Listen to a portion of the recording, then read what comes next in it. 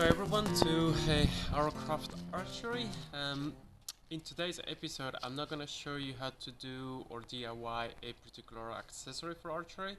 We're gonna look into a technique for loading and shooting with thumb release, or otherwise known as Mongolian release. I'm in a residential area, so I'm going to be using reenactment arrow tips just for to be safe. And just to make a point, I'm actually going to be using, as you can see, 3 different types of nocks. I'm not going to go into the specifics. It's just to make a point of the fact that doesn't matter what kind of nocks you use, you can also use the same technique when it comes to releasing and shooting. Also, the technique that I'm gonna show you is the technique that I think is works better.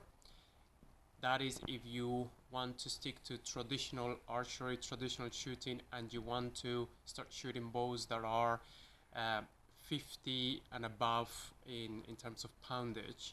Of course, there's a really fast, very interesting and very fun methods for fast shooting, but in my experience, the moment you start shooting bows that are above 40 pounds, those techniques become very inaccurate, very difficult to perform, and it kind of takes away a little bit the realistic aspect of it.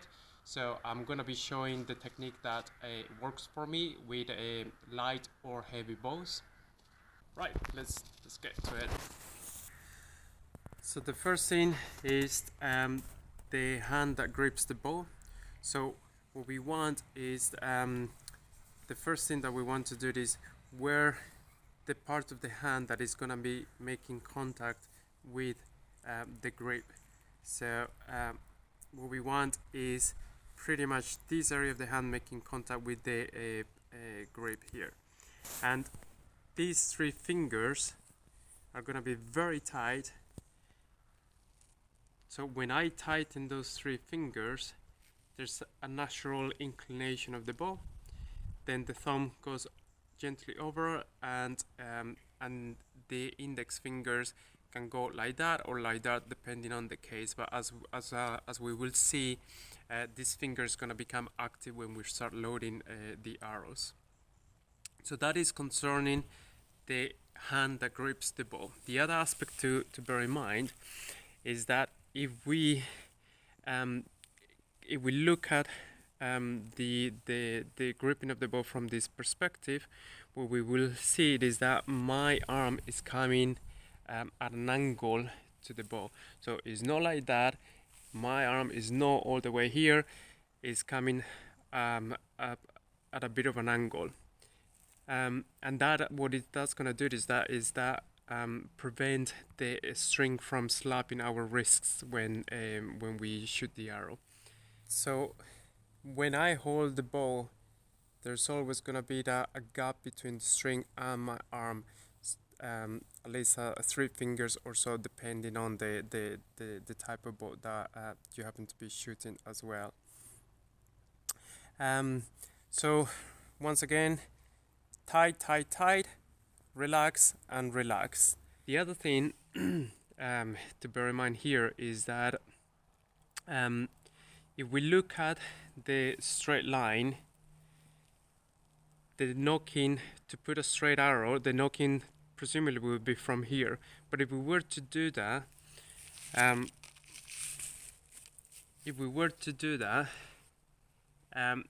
when we grip the bow from here, the arrow will be harming our hand when it passes through. So what we want to do is, if this is the straight line, we want our knocking knot to be at least 2 fingers above the straight line. That means the arrow, when we knock it, is gonna be at a slightly inclination, and that's gonna avoid that.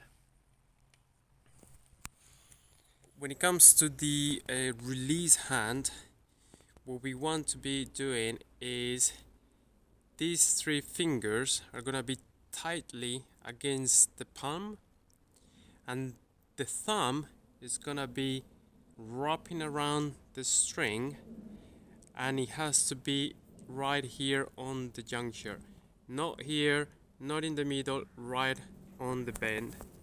Now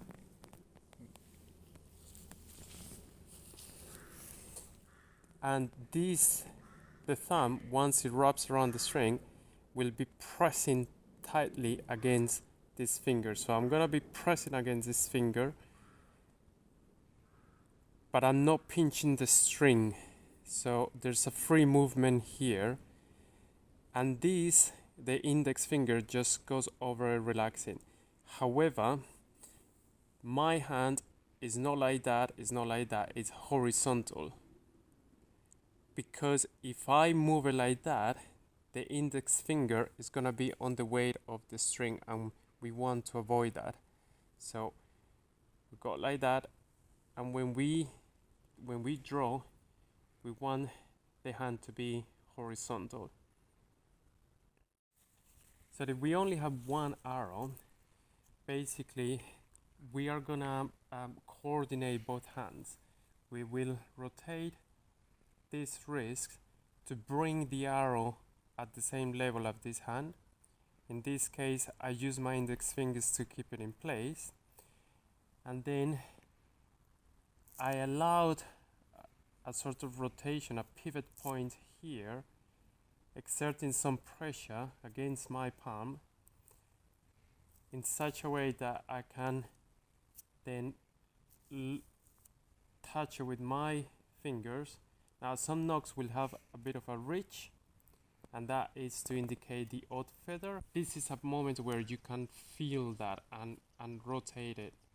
So we go like that, pivot point, and we start touching, and we start sliding the arrow against the string. When we comes to this point, we keep on pushing until the string just goes above. So I go like that, and then pull it back. So once again, we go like that,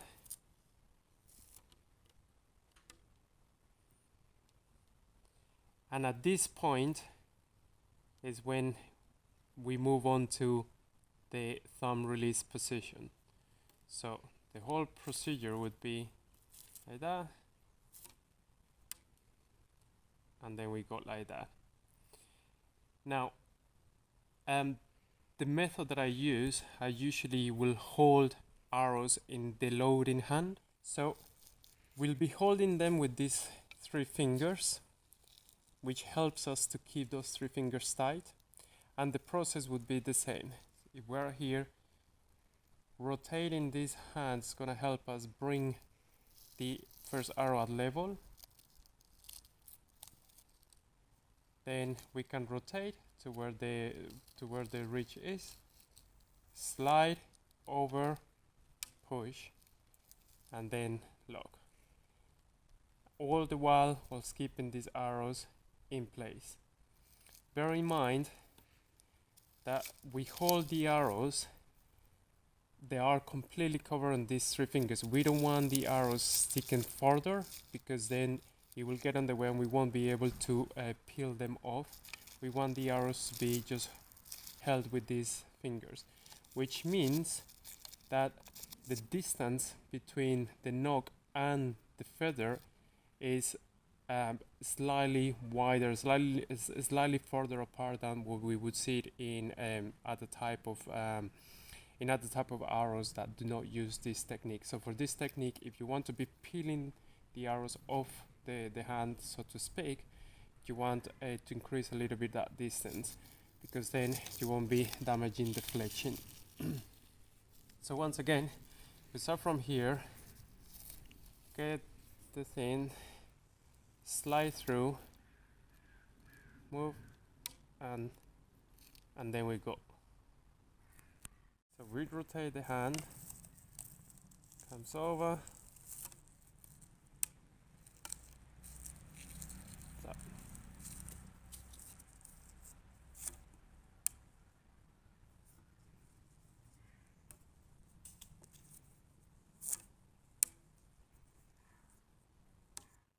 Now, one thing to bear in mind is that most of the time we won't be looking at our hands, we'll be looking at the target, which means sometimes in the process of doing this, I can use the touch of my finger to detect where the knocking knot is.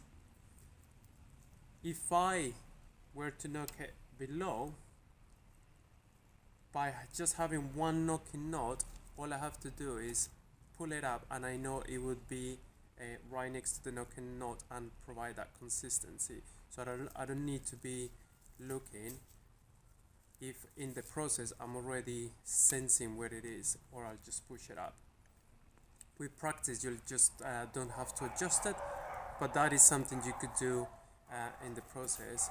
Sometimes when I do this, if I'm looking ahead, as I pinch it and I know I need to go further up, I'll just move it straight away and then move into pulling position. Looked from this perspective,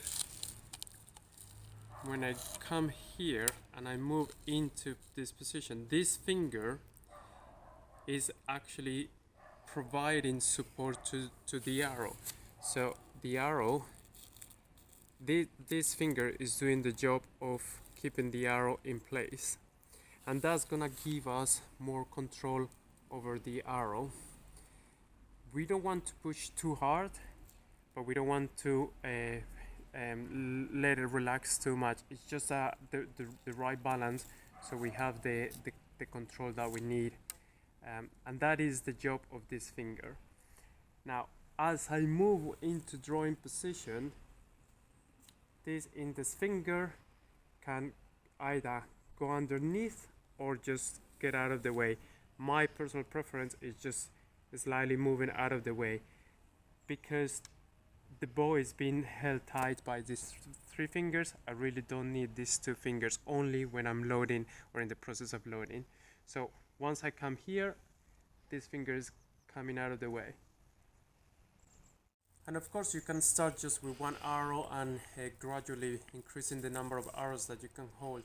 Now with this thickness of arrows, which is 10 mil, the maximum that I managed to hold in the loading hand is 7 arrows. But with practice you can start loading up to 7 or less. One thing that it's convenient, especially to get into the habit of keeping these three fingers very tight, is to hold a stick or a piece of broken arrow or something like that whilst you get into the habit of doing everything else with the hand. So again, just showing the whole process very slowly. We lock, put up. Now the other thing to keep in mind is, as I release, the thumb is actively getting out of the way. So unlike Olympic archery, where you just relax the fingers, in thumb release or traditional Ottoman, Turkish, Mongolian archery, we are actively getting the thumb out of the way. I'm showing you the technique right now without a thumb ring, because this bow is only 30 pounds at 29-inch draw. And then I'll show you with a leather thumb ring, just to see slight modifications, and maybe one comment to bear in mind when you are starting to use this technique with wearing a thumb ring. But as I let go of the arrow, the thumb is actively getting out of the way and I'm opening these three fingers. So I draw and these three fingers are open and coming at the back. Slightly similar to what you would have in a Olympic traditional style. We want to provide clearance away from the string as we let go. You might notice that sometimes when I do this, if my fingers detect the presence of a ridge, which normally would indicate the odd feather, not in this case since I'm using a 4-feather fletching, I automatically try to orientate the arrow in accordance, so the reach facing outwards. But it is not really something necessary. At the beginning, I would advise you not to bother so much with that, because this rotation would in a way require a little bit more of practice, and of course it would delay slightly the process.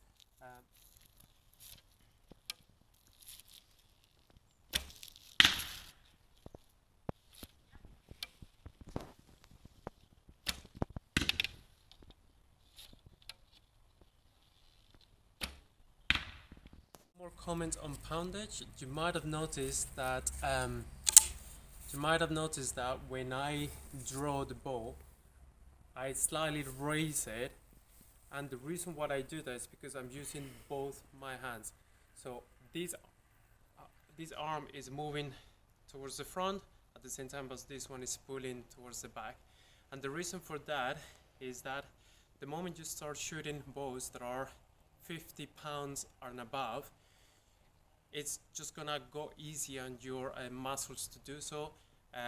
You will need to do so. Now, most people are used to seeing people holding the bow at the front and then just reaching out with this hand and just pulling with this hand.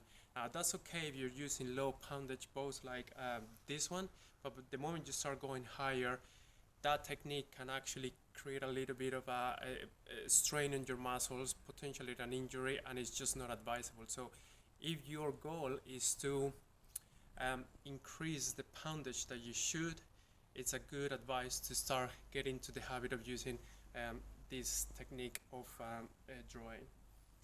Up until this point, I've been shooting with my bare thumb. I don't need this for. I don't need a thumb ring for this kind of bow, but presumably you'll want to start shooting heavier bows, something that resembles a little bit more traditional style war bows, etc., etc., and you're gonna start needing thumb rings. Now, this is the simplest type of thumb ring that you can do. I made this myself with a piece of leather. There's nothing special about it, and the idea is that that's simply just gonna protect your thumb from the string. So I'll go and show you the loading technique again with the wearing the thumb ring, and the reason why it is important to mention this is because as we load an arrow, when we get to this point where we're gonna get the thumb over the string whilst holding it. I need to either make a little bit of a jump so the string doesn't get caught between the lip of the thumb ring and the thumb, or another way of doing it, depending on the thumb ring that you're wearing, is to, as you go over, just raise or rotate the hand ever so slightly so it doesn't get caught. Another way of doing it is simply pushing further, so we know it's cleared out of the way. Now, usually when I shoot, when I wear thumb rings, I wear metal or brass thumb rings. I don't have that at the moment. I have this one, so I'll just show you again the technique with this type of thumb ring. Because of how it is shaped, when I'm wearing this type of thumb ring, you'll see that movement is a little bit more exaggerated here, just so the lip of the thumb ring doesn't get caught on the string.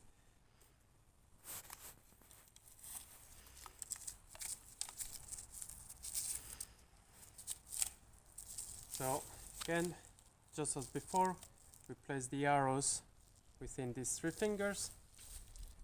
Make sure that your thumb ring doesn't slide or come out of place, which can happen, and eventually the technique is pretty much the same, just that here we just need to be a little bit more mindful of the thumb ring.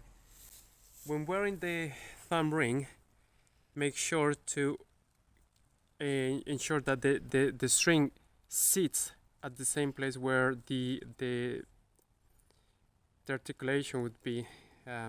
So again, not here, just try to bend it all the way. We would go like that, orient the arrow over and pull back, and then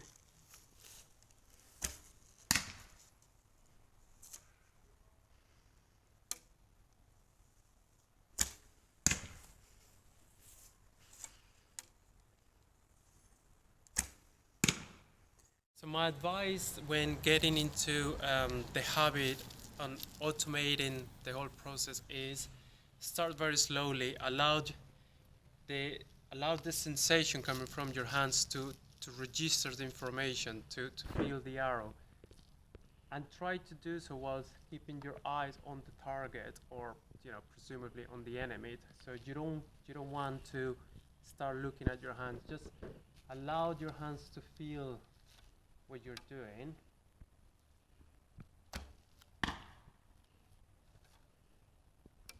whilst keeping the eyes at the front.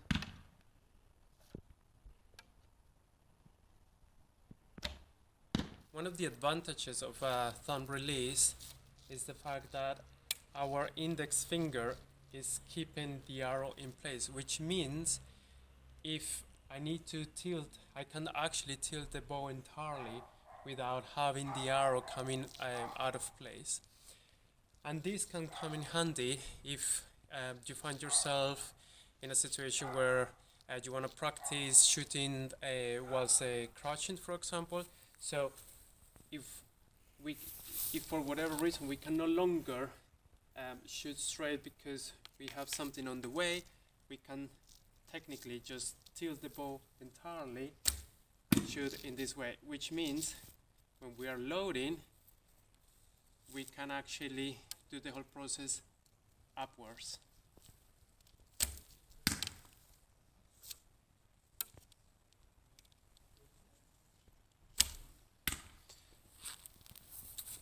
This might be quite slightly common in horseback archery, because if you are riding on a horse, you don't want to be poking the horse with your bow. So there's a slight tendency to tilt the bow naturally. Because of the way the Mongolian release or thumb release is the shape it takes, the index finger on the loading hand allows us to keep the arrow in place. That's not to say that, as some people prefer, you cannot load the arrow on the other side of the bow, and that's alright if you are relying on gravity to keep the arrow in place, which is going to be quite difficult if you're on a horse. And the reason for that is because if you are right-handed, that means this finger is locking the arrow ever so slightly by putting pressure against the bow, which it only works if the arrow is on that side. If you put it on the other side, of course, any pressure is actually gonna make things worse. So even though you can become as fast as shooting either side of the bow, if you're using a thumb release or Mongolian release, it's advisable to do it on the outside of the bow, so you actually capitalize on the control that it provides. Just gonna grab more arrows and do a final round of shooting for you. Ideally, you won't be mixing arrows, fletching, and knocks as I'm doing at this point. It is what I have at hand, and it serves for demonstration purposes. But of course, if you want to maximize your learning experience and become really good at it, the more consistent you can be with both the arrows that you use, the arrow tips that you use, and the knocks, the better that is going to be. Also, as I just shown, this technique works with any type of knocks. I've been using V knocks or speed shooting knocks. In my experience, they don't make the process necessarily easier. You could use these other type of knocks. You can use slightly more traditional Olympic style knocks, or my favorite would be this very thick, slightly V-shaped also knocks which have a ridge. But as I just demonstrated, when it comes to the technique, it doesn't matter because your thumb is the this hand is the hand that is doing the whole process. If you have full control over your arrow, the knock is not gonna make a major difference over the on the technique.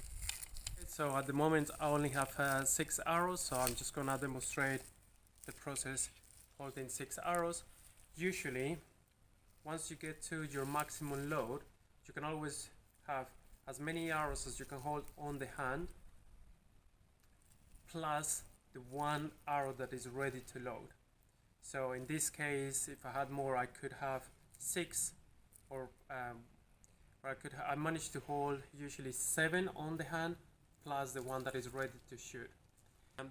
The tricky thing to bear in mind is that every time you peel one, you need to make sure that you keep these 3 fingers quite tight so you don't start losing the arrows.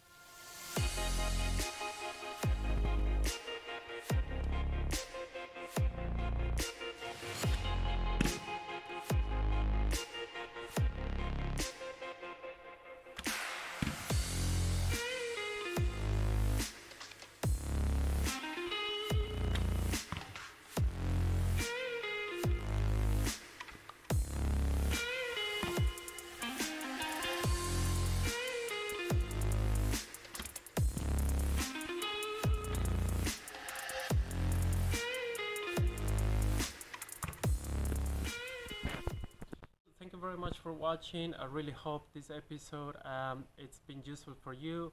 Don't forget to give it a thumbs up if you liked it, if you learned anything. Subscribe if you haven't done so, and I'll see you in the next video.